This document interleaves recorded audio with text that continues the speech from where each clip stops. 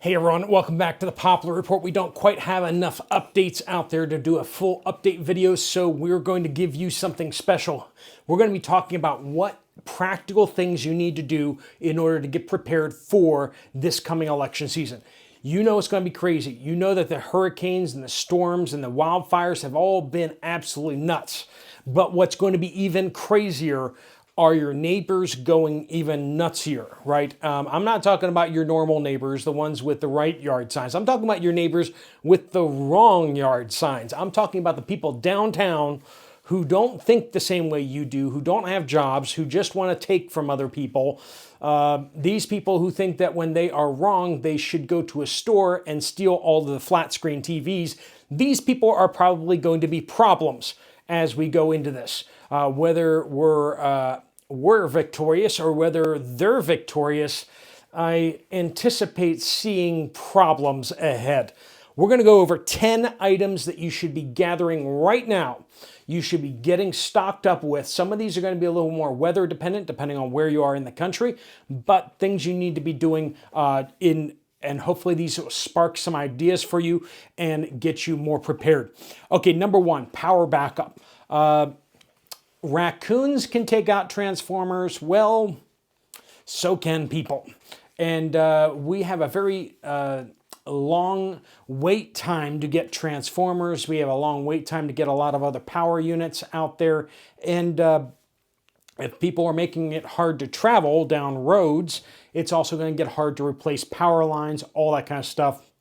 If you think that people are going to stop at stealing copper out of people's wiring in their homes and not go after bigger stockpiles of copper, you got another thing coming, all right? So be aware that power could be a major issue in the days ahead.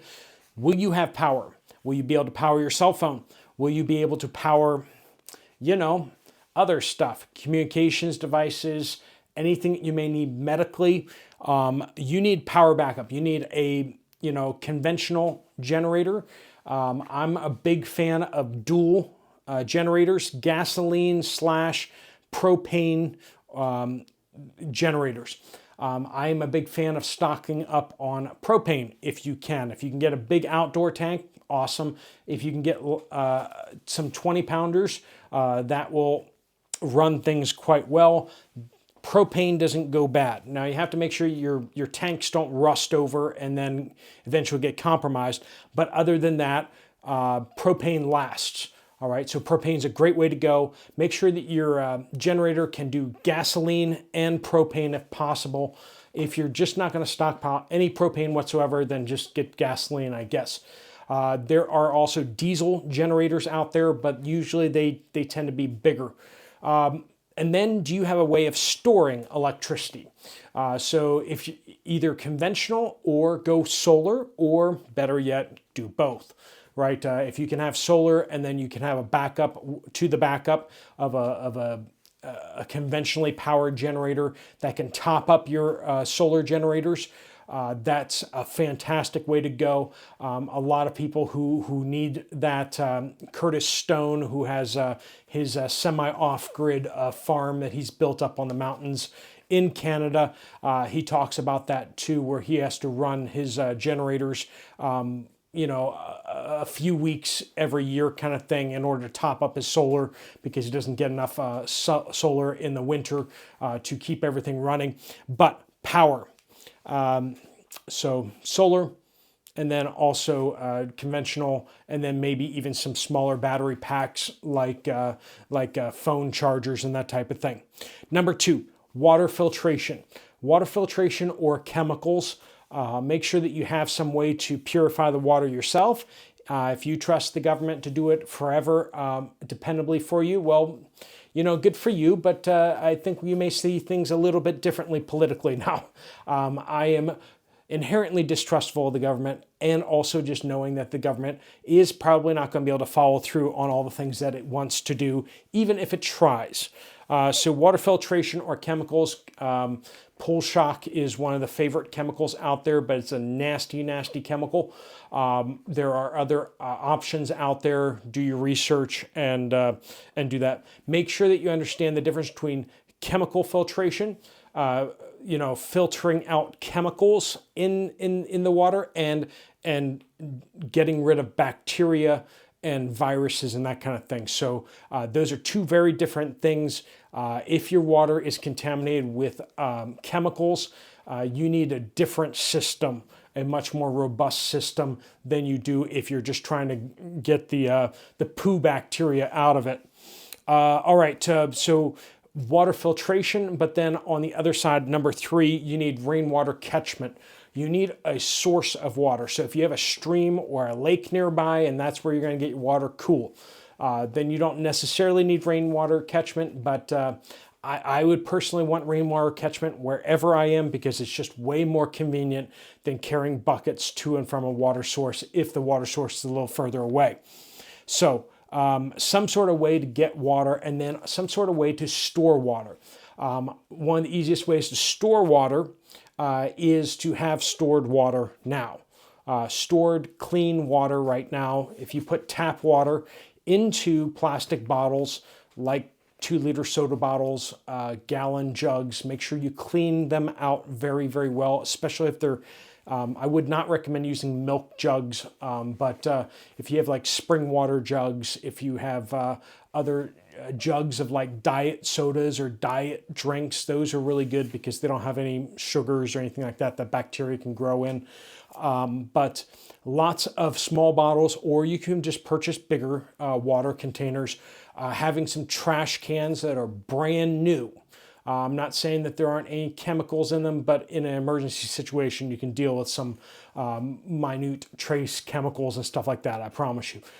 So that's whatever you want to do. If you want to do the bathtub blob thing, whatever kind of water storage you want to have, that way you can put your rainwater into something when you run down, and what happens if it doesn't rain for the first couple weeks of the crisis, right?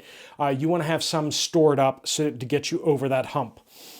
All right, number 4, rice and beans. We talk about this. Now, if you don't want to do rice and beans, you can do something else. If you want to do, 4 Patriots, or you want to do August and Farms, or you want to do canned goods, or we're not here to quabble all over all that kind of stuff.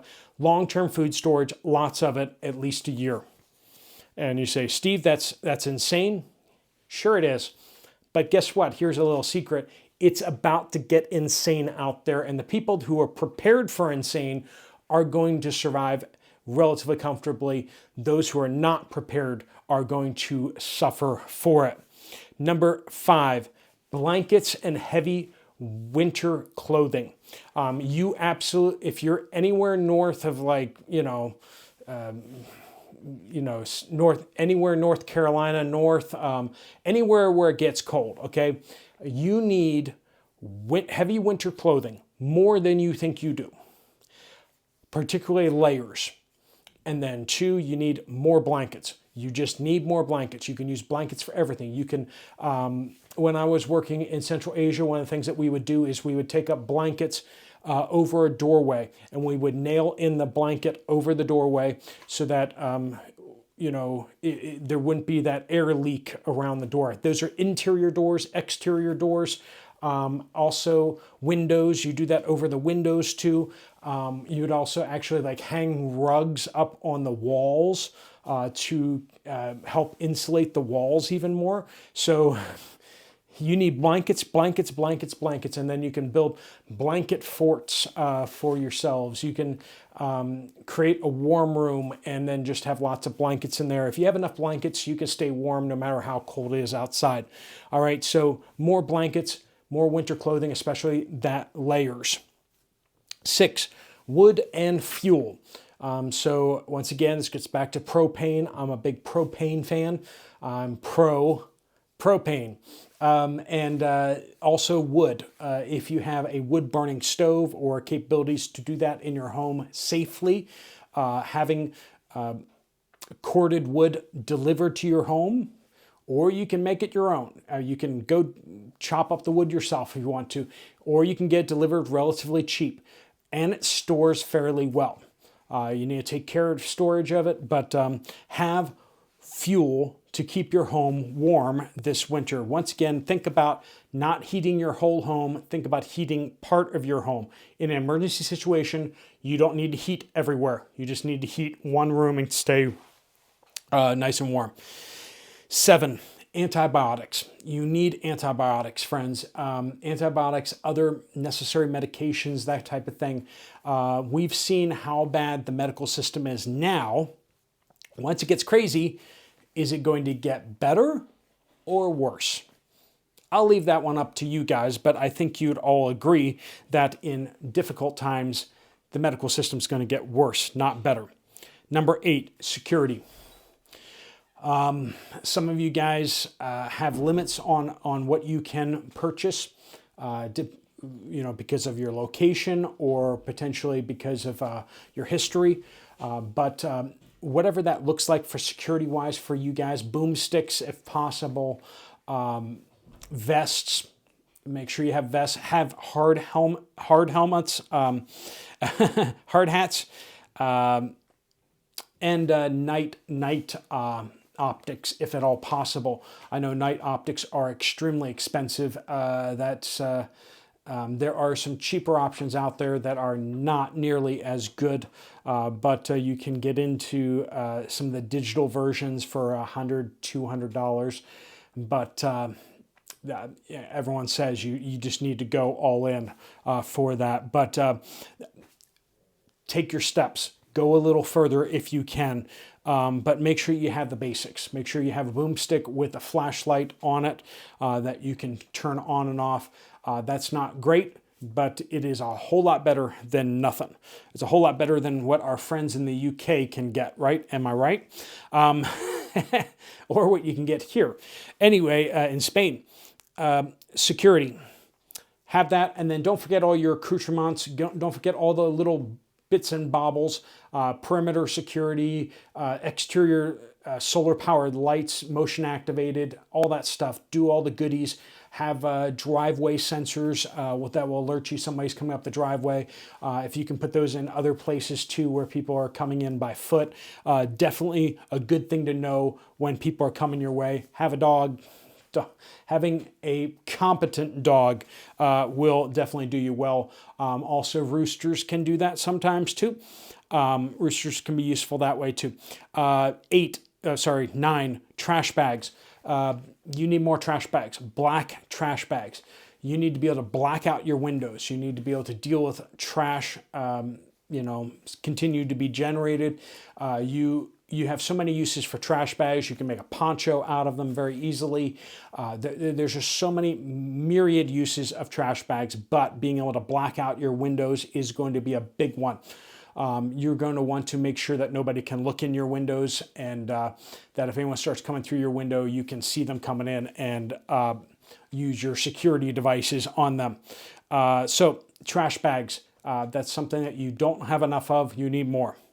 And number 10, prepare to leave. This is 2 things really. A bug out bag is for you and your family members if you need to walk away. That's a worst case scenario. Don't walk. That's rule number 1 of bugging out is don't walk. Okay, that's going to take you forever to get wherever you're going. If you can use transportation, use transportation. You can carry more in a car. If you're prepared, you should be able to drive away. So first off, but you need to be prepared to bug out on foot. And inside your car should go your bug out bags. Now, I don't think that your bug out bag should necessarily be fully assembled. I'm a big proponent of bug out tubs. Okay, have your stuff in tubs so that you can run down with your bag, grab your bag, and stuff it full of stuff from the different tubs, depending on what time of year, depending on all that kind of stuff. If you're like, we might have to leave in the next couple of days, you can go down to your tubs and pre-pack your bug out bags. But you should be able to pack your bug out bags in just a few minutes because all the stuff should be there. And then on top of that, those tubs may be where you just like, we need this tub. And you grab that tub and you just throw it in the car. And you can just grab tub after tub after tub, and you know that you have all your bases covered. So tubs are a fantastic way of doing that. Bug out tubs, bug out bags, and be prepared to scoot. If there's major rioting or major trouble in your area, don't be afraid to go somewhere else and ride it out somewhere else temporarily. You can come back. A hurricane may displace you. Well, rioting can displace you as well. You don't have good options. If a mob comes down your street, what are you seriously going to do? You don't really have good options there.